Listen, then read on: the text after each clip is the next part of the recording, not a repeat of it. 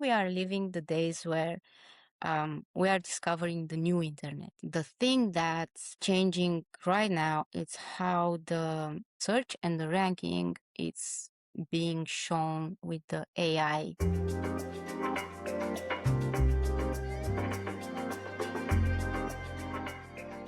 Hey there, you just heard Andra Ionescu, the CEO of MaxWeb. Now, before we get into this episode, I want to remind you that I'm dropping this one a week before Affiliate World in Budapest. Andra and I are both speaking, so consider this your warm up. For more information about Affiliate World, please visit affiliateworldconferences.com. Now, back to Andra. She's the CEO of MaxWeb, a company that moves serious volume across Meta, Native, Google, and email. And Andra has a warning for anyone still running the old SEO playbook. AI overviews now dominate search. The click to affiliate model is being disrupted in real time, and the digital marketers who survive will be the ones training AI, not just people.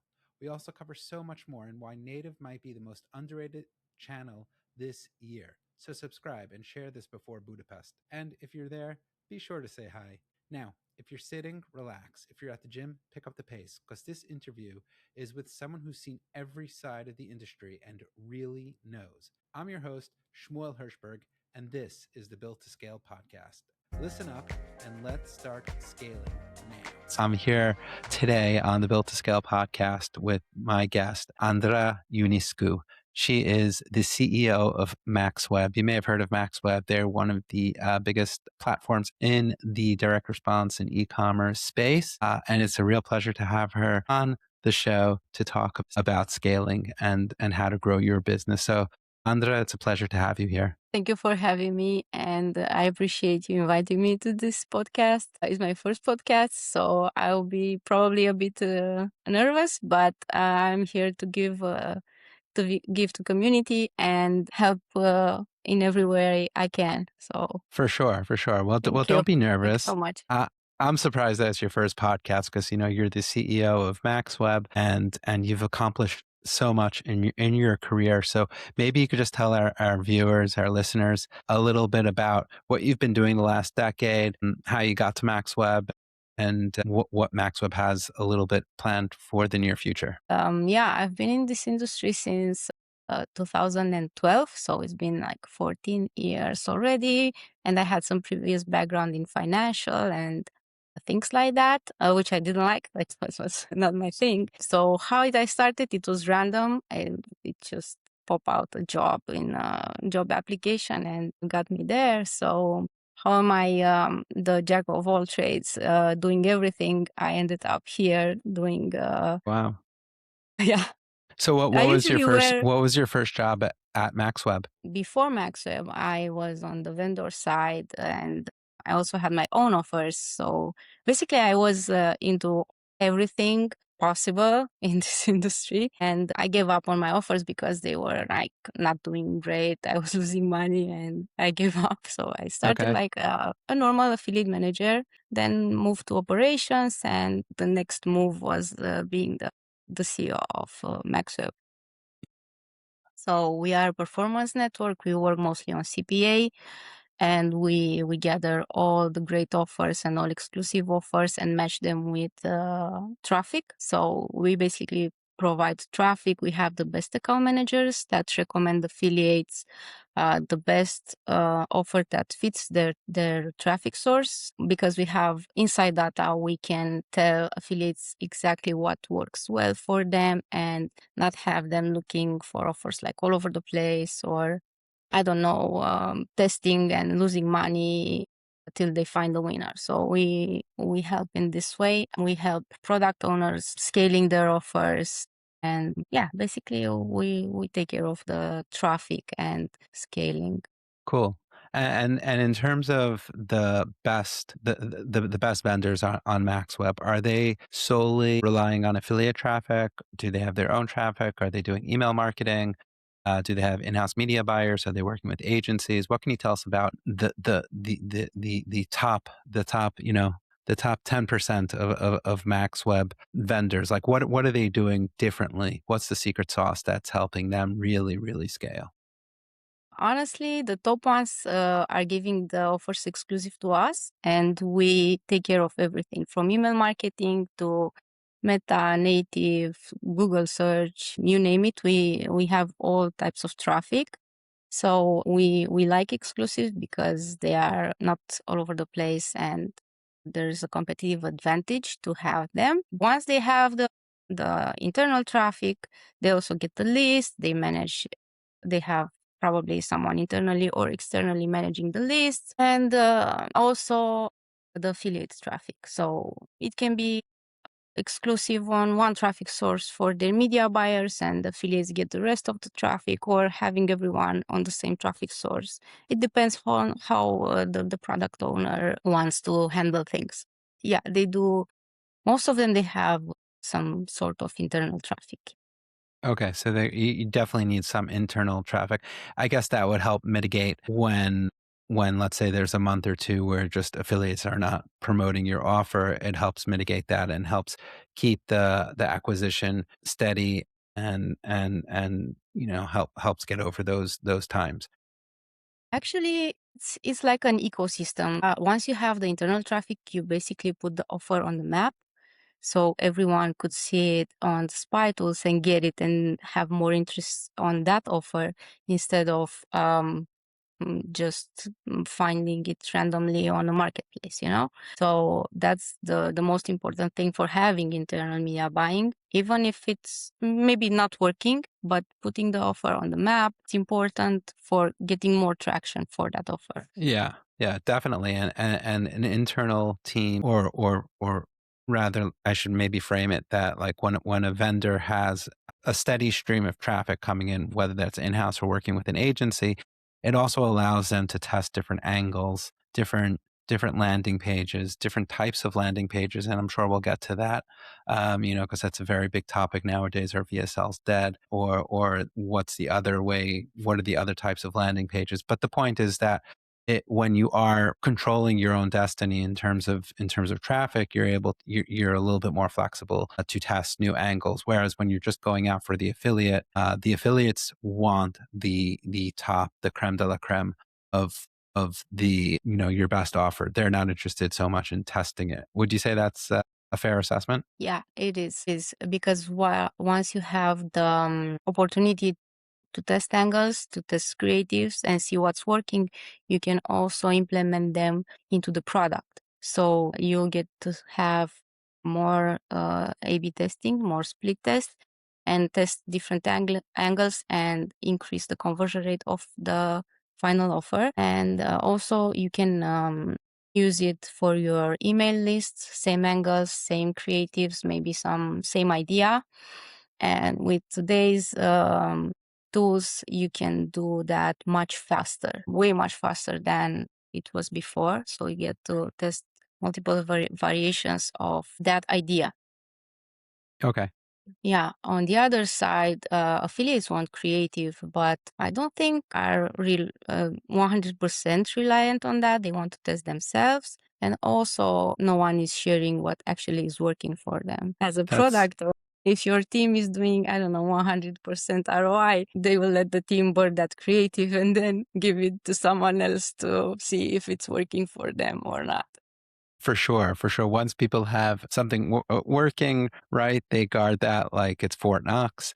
But that's why I brought you on the show is so you could kind of like spill the beans and shed some light on what is working and stuff. So maybe we should shift into a little bit about landing pages.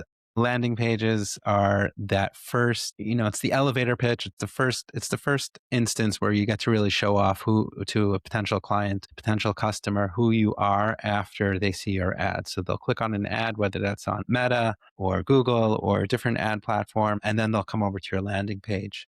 And that's where essentially you're going to try to get them as a lead, or you're going to sell them a product. And there's so many different ways to do that. A long time ago, when I say a long time ago, I'm talking, let's say 10, 15 years, VSLs were the way to do this with the video sales letter where you have like a long video. And for those who have been listening to the Built to Scale podcast, they know that a lot of the guests that I've had on the show have spoken a little bit how we're kind of like in that post VSL era.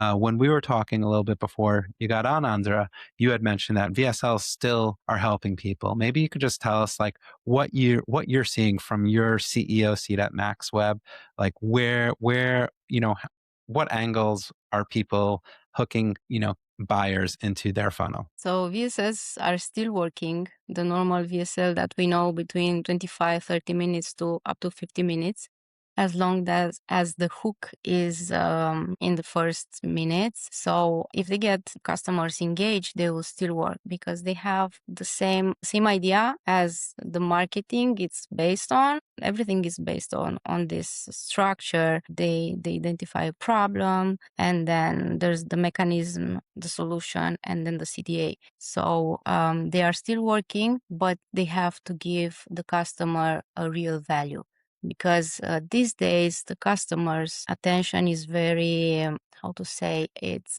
very short. So from I don't know, people were spending much more time reading and watching a video on their desktop 10 years ago. Now they watch it on mobile, and maybe they are watching while they're going to their workplace or in a break. So they have less time to be hooked on that video. So yeah, they still work, but they have to be connected with the funnel, connected with the ads, with the pre-lander, and having the whole funnel working. They work mostly for old school traffic sources, for native, for email, um, Meta and YouTube, but a bit different because the audience is much younger.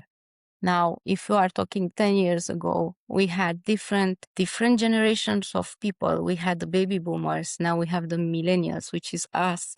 So we know that we are the customers now, and we understand. We see them all. We see in the doctors, the white collar doctors. We've seen the fake podcast things. We've seen like all the variations of the VSS, and I think that those don't work that much today as they were working, let's say, in the 2022, because we got to identify that's they are selling something to us. It's not something genuine. Yes. It's not something that's scientifically backed up, and we can filter information much easier than the generations before us. Seeing that, I don't know, a weird trick or a hack, it makes us just scroll, and it's a total way to failure. So Okay. what works? What works now in terms of VSS? It's something like user generated content, even if it's um, a long form of video. It has to be something more into like real persons, and authentic people that try the product and it really worked for them. Something Okay. like that. Does the UGC, user generated content, where you have videos from actual users? First of all, let's make a distinction in terms of AI.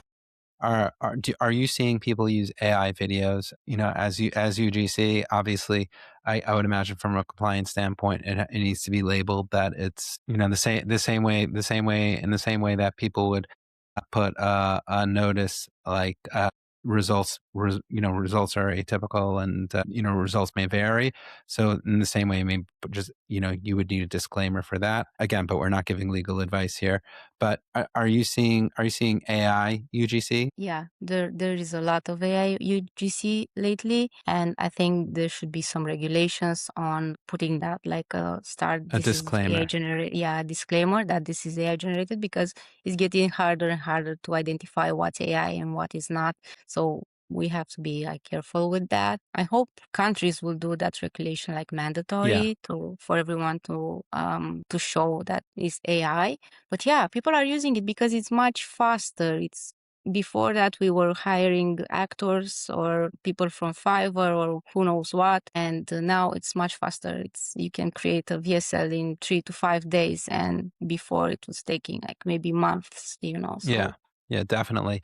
I mean, the best would be obviously would be to get real user generated content and reviews and stuff. But when in terms of just baking this into a VSL, how is it baked into a VSL? Is it and maybe let me just clarify that. So if you have a presenter that's doing a VSL, whether it's a doctor wearing a white lab coat or it's your presenter who actually lived that story, are you are you just kind of just interstitching those UGCs haphazardly, like kind of like as pattern interruptions, or are you actually tying those UGC videos into this over overarch overarching story arc of the VS?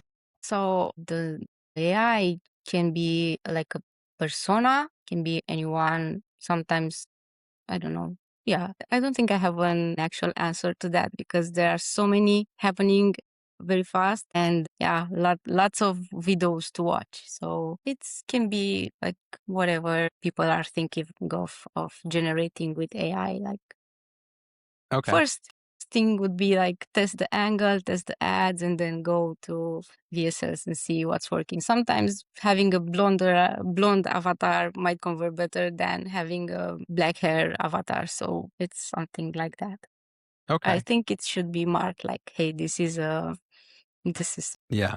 Yeah. Now you mentioned, just in terms of the attention shift and how we've kind of, let's say, YouTube Shorts, TikTok, Instagram Reels, and stuff have kind of like shortened our attention span. There are studies on both sides that either argue for or against that claim. But regardless of that, you spoke about some old school tactics, and if things are changing from the past, right? That if something in 2022 isn't working today, right?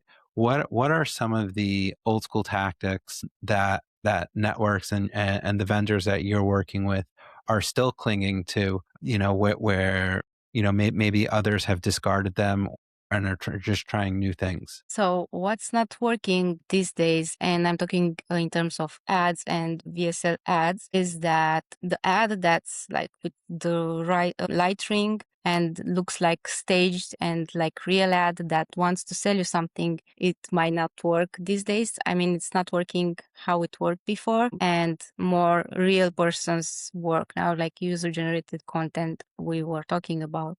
And the mechanism is kind of pretty much the same. So the ad, it's identifying your problem, and then it gives you the solution and then a click to action. Okay, nice. And in terms of ad platforms, let's shift over there. Like, I think there's so many people that just focus solely on meta advertising, meaning Facebook and Instagram ads, and they disregard Google, disregard native. So in 2020, what does your go-to advertising budget look like when you're consulting with a new vendor? So yeah, Meta is fast and big volumes to scale, but native is the long term way to go. So Meta got more expensive lately. They launched Andromeda, which is a different thing. So people are still learning on it, but native is being pretty much constant. The costs are lower than the Meta, and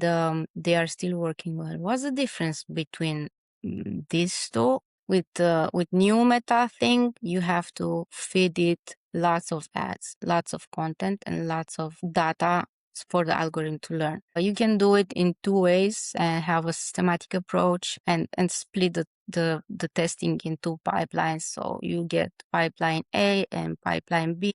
In A, you can test new concepts, new angles and hooks and different different ideas. And once you get the winner, you can move it into pipeline B and scale that. And then in pipeline B, you can do small iterations on that concept.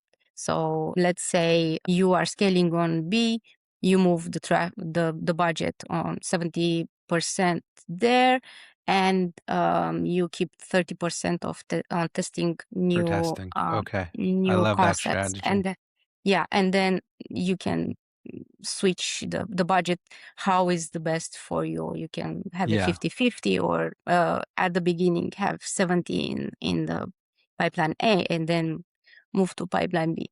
Yeah. um, yeah, the thing with Meta is that it needs much more volumes and concepts than before. Before we were testing, I don't know, targeting and stuff like that. Now the algorithms learns on how people interact with your creatives.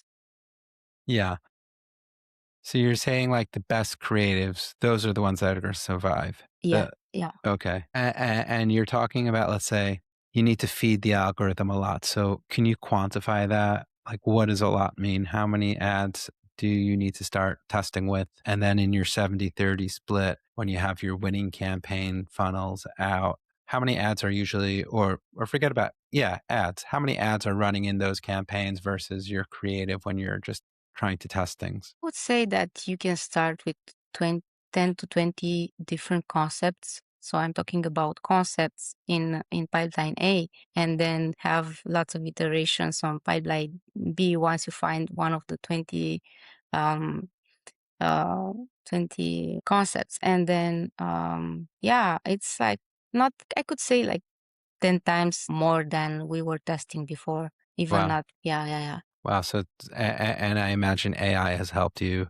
expand this, in terms of just pumping out creatives and stuff and getting everything ready. Yeah, there are lots of tools, you name it, they help a lot. From ChatGPT, that's the one you can use the best to create content and scripts, picture scripts, whatever your 30 seconds to 60 seconds ad would need, to the video ones Yeah. that do the. Yeah. I always talk about, and anyone who wants to hear me and listen to me and take my advice about what makes a good ad, I always tell them it's in terms of putting a video ad together. Before you do that, put together 10 to 20 static concepts. You put those together and you see what resonates with your audience. And then you'll see higher engagement rates on certain ads, and there you go. That's your winning ticket. Turn that into a video ad. Exactly.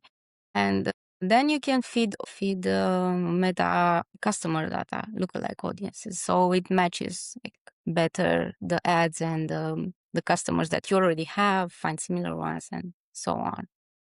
Hmm. Um, terms, sorry. I think you were actually going to start addressing what I wanted to ask about, like native. So then, how do you get Yeah, into the yeah. native game? Are you taking your best ads from Meta and then just putting them right into native, or is it a different creature, and that needs a different approach? It's a different approach, um, but you can work with both at the same time. So if you have one, you don't have to give up on the other one. Depends on how time you have and what works best for you. So the native ads are different. At the native ads, the most thing that matters more is the text and the image.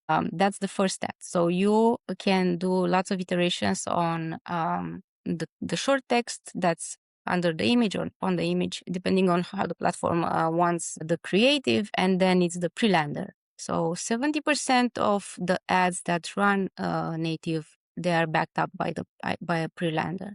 So the ads are, you already have the customer in a reading mode. So you give him something more to read to warm it up, warm the connection between the ad and the video VSL product. Can you just explain that, what a pre-lander is, So just for our listeners? it's like a short page, like a news page, and it has the real data. It has maybe something that's backing up the information, maybe a doctor or a person or I don't know, a dog, you name it, depending on the product. And it has a short text, easy to read, or maybe a picture with a play button. So you can click it and it will send you to the video, and it will warm up your audience and make it ready to watch a video.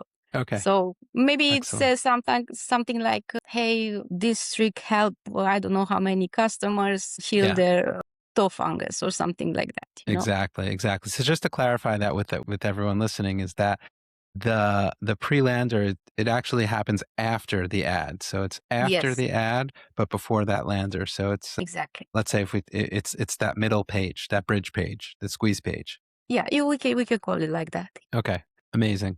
Okay, yes. So that page, that's the page that you're doing most of the testing on, or are you doing most of the testing on the ad itself? You have to test them both, and then what's running, you can put it everywhere on more geos, on more widgets, and on more audiences. You can go broad with them and then keep them where they work. So once you have, let's say, a winning pre-lander, then you can test different banners and different geos, different targeting, and different widgets. Yeah. Amazing, amazing. And just as like a hot take angle, what's your feeling about all the different? And we don't need to name names or anything like that, but in terms of native channels, are they all the same? Are they different?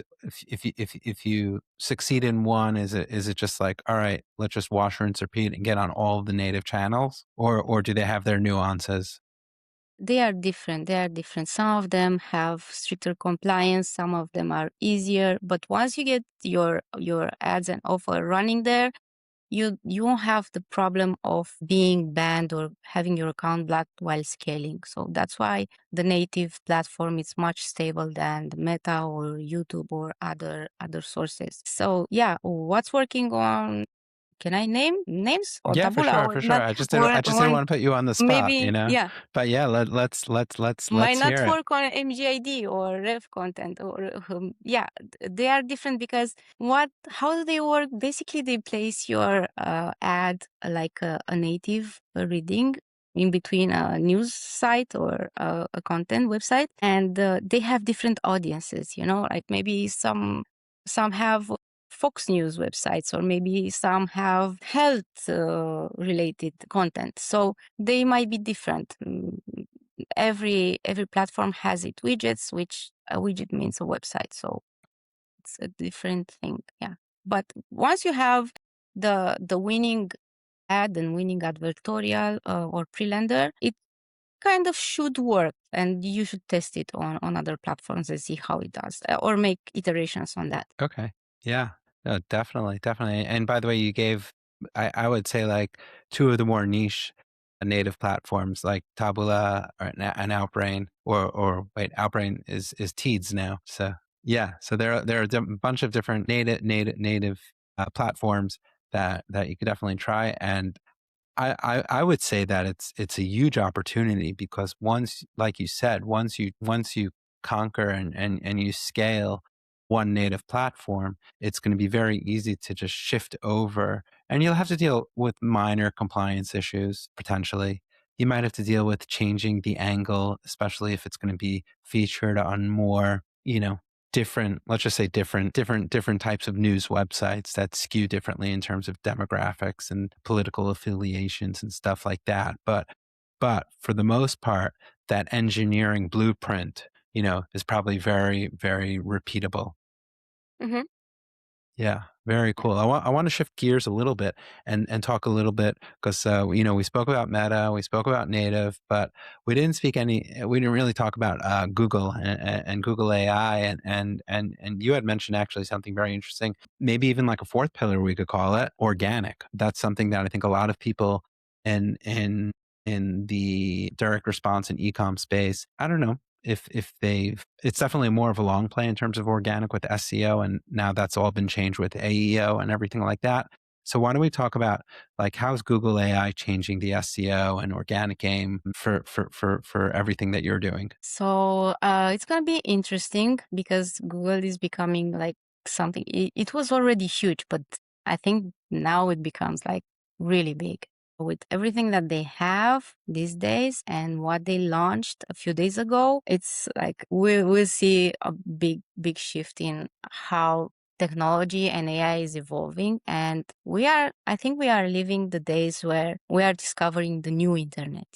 Like how was the new internet in 2000? Now we are living a new world. So think of that. Google has YouTube. It has Google search. It has the display, the Gmail, the Gemini, everything that they can advertise on. We can advertise on everything that's Google, and probably more. I mean, there are so many happening. So the thing that's changing right now is how the search and the ranking it's being shown with the AI overviews.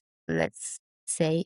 I think we are seeing people switching from search from to having a conversation with an agent, and the agent will recommend some products eventually. So if we talk about Nutra and supplements, which is our most common thing nowadays, AI overviews appear over 60% in the search engines. The whole thing of playbooks, like writing a supplement review for the by the affiliates, like ranking the page and having SEO indexed like an organic thing, change and be something like we will have to figure how to get indexed in the AI overview. Yeah, for sure.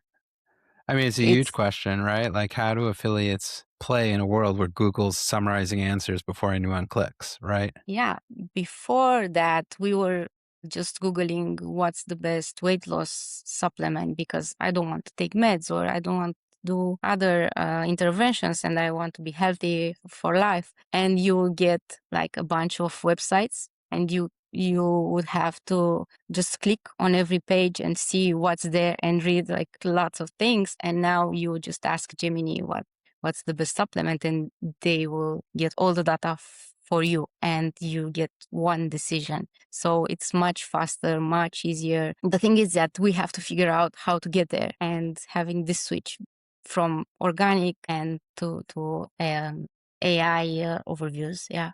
So that's a major shift that we are experimenting now. They launched lots of AI agents for search, and I think it will take over the normal Yeah, search and paid ads. definitely, definitely.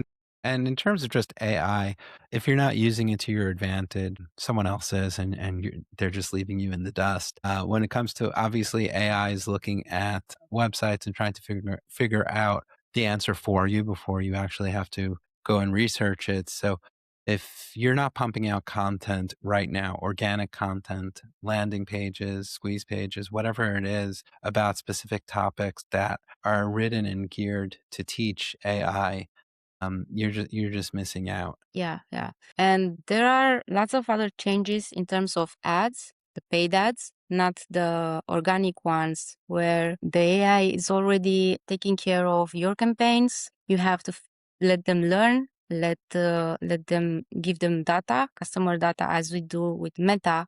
It's a thing for Google, and you have to let them learn for 2 or 3 weeks to adjust the CPA, but we call CPA here as a cost per acquisition to purchase a customer. So you can see if you launch a campaign and you will see your CPA up and down, up and down, up and down. That's not where it learned, but it will learn where it gets steady at the same level. So yeah, instead of using PMax or AI Max, you can let the algorithm learn and then let it go broad and let it learn. And I think it will do much better than using either AI Max or PMax. Yeah. Definitely don't push all your money into Google AI and lock the door and go on vacation.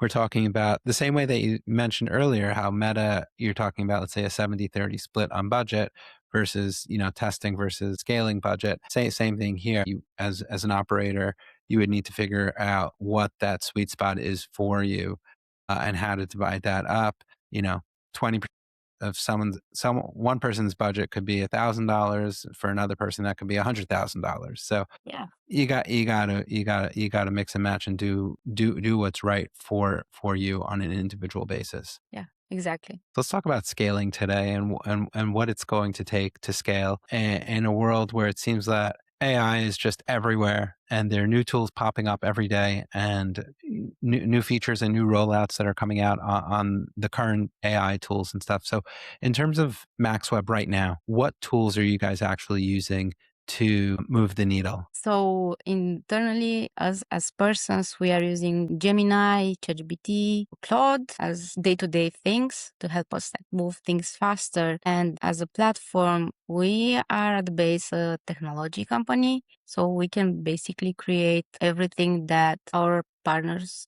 need. You can let us know what you guys need, and we can create it for you because we have an internal team that can develop everything that it's relevant for our partners using AI, and is much faster than Okay. before. Can you give us a little glimpse into what kind of a tool, what kind of tool looks like? So we can create it. We need ideas actually. So it can be anything from seeing stats to um, handling creatives, or having a better understanding of how campaigns and back office and post backs interact. So Okay. it can be anything that maybe we don't see it and other people need it, and we can create something that works for everyone. As of the platform these days, we want to implement something easy to help newcomers to our platform and answer their questions, their day-to-day questions. For example, how do I set up my payment details, or where can I find my affiliate links? Something that it's talking to them and has a face, and you just ask it questions and it will reply back. It's like a person, like me. Can look like me and explain how are things working inside the platform. But yeah, there are lots of things that can be done. It takes lots of time, and we need to see if they are relevant first and if people need them actually, because Okay. we're thinking of creating creatives, but there are so many tools outside, and it's relevant to have them inside the platform. So in terms of MaxWeb, so you would say, let's say creative design is like a use case where AI is less relevant for you because there are just other tools there. But from an operational perspective, like that's a lot more powerful from what you're seeing in terms of building operational support, helping affiliates get on. What about like reporting, bid automation, all that kind of stuff? Are you building anything out with AI for those use cases? No, because the platforms are different. So we have to integrate uh, a traffic platform with us, and having the bids and everything. It's kind of like, how to say it, complicated to have everything correct in one platform, because there are so many campaigns, there are so many traffic sources, so many creatives and data that AI can mix it up. So I think it's better to just having the normal tracking tool and post back in between them, and maybe use a different AI tool to get your data all together from both platforms, Okay. like a reporting tool. So where is this all heading? Like in terms of like where's the industry heading in 5 years? Like what does a truly legit industry look like? And is AI helping or hurting that vision? So there's a catch, because if we are talking health and nutra and pets and everything health related, that won't die, that will be forever. We see more people being interested in their own health and how to live longer and how to take care of their health better. Working in that direction, AI can only help with this. It can help get to the customers much faster, get to the right customers much faster, and give them exactly what they need. Now, the persons who are not catching this train, what worked a few years ago, it won't work in 5 years from now on. It will be interesting to see what will work and what not. But the health and nutra thing, I think it will work. Probably the video sales letter will change and will have a different approach than how it was before. E-commerce will be evergreen. Like, we will always need a hose and a pillow and a mattress and stuff like that. So I think that it will always be there for us. Well, unless we head into a world of AI where AI presumes it knows you so well that it's just making the purchases for you, and you just come home from work one day and there's a new mattress or there's a new kitchen gadget, and your personal AI says, I think you needed this. Yeah, but we can take the opportunity and feed the AI with our affiliate links. So that's the catch. If we catch the A train, 100%. we can give AI what to purchase. So we're not just training people now; we are training AI also. So Yeah, for reaching out, sure, for sorry, sure. not reaching out to people, but we are reaching out to AI as well. So Yeah. Yeah, interesting. All right, let's leave the world of speculation and just move back into reality and stuff. What do you wish more people understood about what MaxWeb actually does? I think people know us very well in this industry, but I wish they know that we are going above and beyond for them. So we are trying to help everyone from the affiliate side to the product owner side to win. We want everyone to be successful. We want to help everyone, and we don't want to do any differences between people. So yeah, we want everyone to succeed with us. Nice. We also um, want to use humans. We want to grow relationships because when new times are coming, eventually people to people interaction will be the most important thing that you can have in Yeah, definitely. I agree with that sentiment. Even in an AI world, I think personal and human relationships within our industry are super important and they matter most. Yeah. Let me ask you one piece of advice as for anyone who's thinking about starting in the affiliate marketing space that wants to sign up with MaxWeb and become an affiliate. What's the one word of advice that you would give them? The most important thing that will make it or break it for them? to make the account manager their best friend, because the account manager has all the information that they need, even if they took a course, even if they coming from whatever country. At the end of the day, when you put your links in your ads, you have to know what you are getting. So the account manager can ask you some question. They know what's working today and not 1 year ago or 2 months ago, and they can help you get a much easier start where you get sales from your first weeks of testing and trying things. Yeah, that again, we're just going back to relationships and Exactly. how important it is. But it's that unique vantage point that the affiliate managers are sitting at that kind of have that broad scope to see things. And that's what we're seeing also with Built to Scale. Like in terms of our agency, it's not that we don't have that tunnel vision where we're just focused on one product 24/7. We have that broader vision that allows us to be what I think a little more creative and help our clients grow. Yeah, a fascinating answer, Andra. Thank you. Amazing. And where can people find out more about you, about MaxWeb? How can people get in touch? So we have our website, www.maxweb.com, YouTube, Instagram. We have lots of followers on Instagram and Facebook. I Amazing. can share the links with you whenever you want. For sure. Yeah, we'll make sure we put those links in the show notes. So those will be there if anyone's watching on YouTube or listening on And Spotify. at conferences, yeah, we go to lots of events and conferences. We are not missing any of them. So yeah, you can meet us also at the conferences. Amazing. Yeah, so we'll put some of those links in the show notes. But Andra, this was lovely. Thank you so much for joining me on the Built to Scale podcast. Thank you too. Thank you for having me, and I wish you a great day ahead.